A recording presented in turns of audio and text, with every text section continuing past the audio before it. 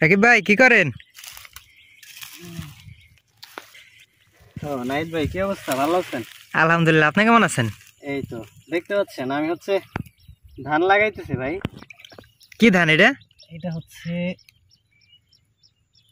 28 ধান। আপনারা দেখতে পাচ্ছেন এই যে পুরোটা, যে এটা হচ্ছে একটা ঘেরের হচ্ছে চাইরো সাইড দিয়ে হচ্ছে আপনার হচ্ছে বক্সের আছে, সেই বক্সের হচ্ছে ধান রোপণ করা যায়। তো আপনারা আমার হাতে দেখতে পাচ্ছেন এটা হচ্ছে 28 ধানের পাতো, আই মিন পিস। আপনারা এটাকে বিসলা বলতে পারেন, পাতো বলতে পারেন। তো আমি আসলে এখানে কাজ করে যেই ফিল বা যে অনুভূতিটা আমার হচ্ছে ভিতরে কাজ করতেছে, সেই অনুভূতিটা আপনাদের সাথে একটু শেয়ার করি, না বললেই না অনুভূতিটা। তো মূলত বাংলাদেশ হচ্ছে মাছে ভাতে বাঙালি, আর ভাত, সেই ভাতটাই আসে হচ্ছে এই যে এই ধান থেকে, আই মিন এই বিসলাই পাত্র থেকে আপনার হচ্ছে ধান হয়, ধান থেকে চাল, চাল থেকে আমরা ভাত।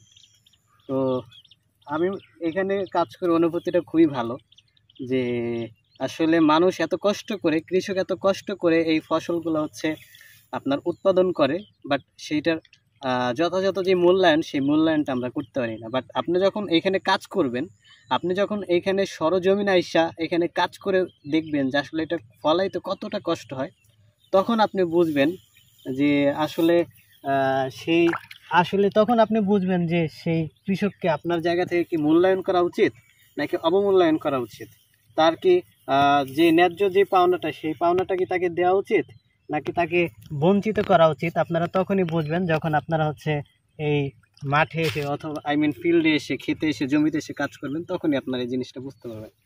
আর আমার তরফ থেকে হচ্ছে একটা কথা থাকবে আপনাদের জন্য, সেই কথাটি হচ্ছে বাংলাদেশের যত কৃষক বা যত শ্রমিক ভাইরা আছে, আমি মনে করি সকলকেই, বিশেষ করে কৃষক যারা যারা আপনার হচ্ছে শস্য ফলায়, ধান, মাছ, পাট, আপনার ইত্যাদি ইত্যাদি, আরও শাক সবজি, ফলমূল ইত্যাদি ইত্যাদি, তাদেরকে যথাযথ মূল্যায়ন করা উচিত, যথাযথ মূল্যায়ন করা উচিত, প্রপার ওয়েতে সঠিকভাবে তাদের মূল্যায়ন করলে আপনারা তখন তাদের কাছ থেকে আরও ভালো উৎপাদিত যে ফসল সেটা পাবেন আশা করি।